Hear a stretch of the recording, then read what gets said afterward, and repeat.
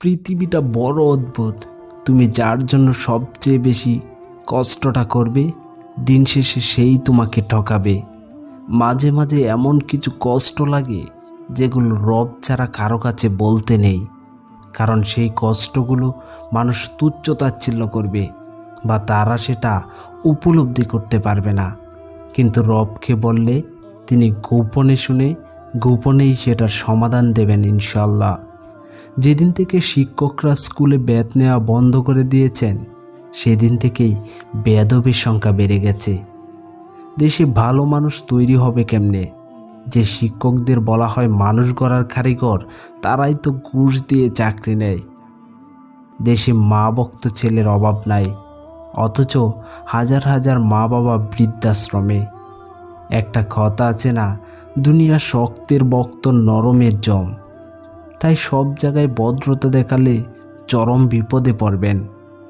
দুনিয়াটা এমন হয়ে গেছে, ভদ্রতাকে বোকা ভাবে আর বদমেজাজকে ব্যক্তিত্ব। যদি দেখেন আপনার প্রতিবেশীরা আপনাকে নিয়ে সমালোচনা করছে, তাহলে বুঝে নেবেন আপনি ঠিক জায়গায় আছেন। দেখো, তুমি কাজ করতে যাও, তাহলে লোকে অনেক কিছু বলবে, কিন্তু সফল হলে তারাই তোমাকে অভিনন্দন জানাবে।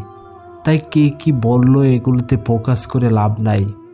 তুমি তোমার কাজটা তোমার মতো করে যাও। মনে রাখবে, রাতের পরে দিন আসে, অর্থাৎ অন্ধকারের পর আলো আসবেই। যে জিনিস পেতে যত কষ্ট, তার স্থায়িত্ব এবং পাওয়ার আনন্দও অনেক বেশি। অল্পতে কেউ কিছু পেয়ে গেলে মানুষ তার মূল্য দিতে জানে না। তুমি কষ্ট পেতে চাও, সৎ দেখো। তুমি অন্যের হিংসা দেখতে চাও, সফলতা অর্জন করো। কখনো মন খারাপ করে থেকো না, কারণ তুমি ছাড়া তোমার মন খারাপের কথা কেউ বুঝবে না। তুমি ডিপ্রেশনে থাকলে কারো কিছু যায় আসবে না। তিলে তিলে তুমি শেষ হয়ে যাবে। জীবনে ভালো থাকতে চাইলে কাউকে কখনো ঠকিও না, কারণ এই পৃথিবীতে কেউ কাউকে ঠকিয়ে কোনোদিন কোনোভাবে সুখী হতে পারেনি।